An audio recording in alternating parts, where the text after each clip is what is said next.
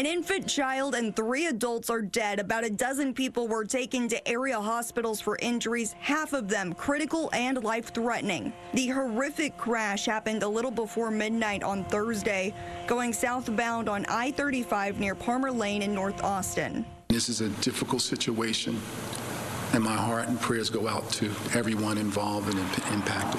We're told traffic was slowing to a near stop because of the construction work zones. The work zone consisted of closure from 3 to 1 lane and a reduction in the speed limit.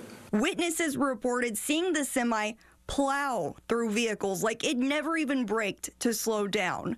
The crash site involved nearly 20 cars and took 14 hours to clear. Estábamos en la línea del lado derecho. We were in the right lane when you suddenly heard the... My husband looked through, saw in the rearview mirror, and there was an Amazon trailer that came through and crashed into all of the cars. Another person on the scene told police that there was a driver who was trying to leave. 37-year-old Solomon Waldekiel Araya was found hiding in his 18-wheeler with an Amazon Prime logo.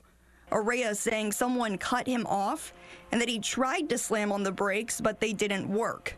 The APD officer with the Commercial Vehicle Enforcement Unit could not find any issues with it. A truck-tractor approach failed to slow down and struck several vehicles. Texas DPS pulled up several transgressions filed against Araya in the week leading up to the fatal crash, including past and present issues with logging his hours of service, as well as hazardous moving violations while driving a commercial motor vehicle.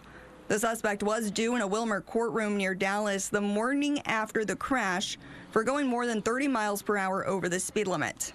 This incident was incredibly chaotic, and it was spread out over about 1/10 of a mile. According to the affidavit, Araya's eyes were bloodshot and watery. His speech was mumbled. Araya told officers that he had not been drinking, wasn't on drugs or taking any medications, got plenty of sleep, and took a 3-hour nap before getting behind the wheel. But after conducting several sobriety and field tests, they found him mentally and physically incapable of driving. He was then placed under arrest for a DWI. Araya also told police that he had been on the road for 2 hours traveling from Dallas to San Antonio.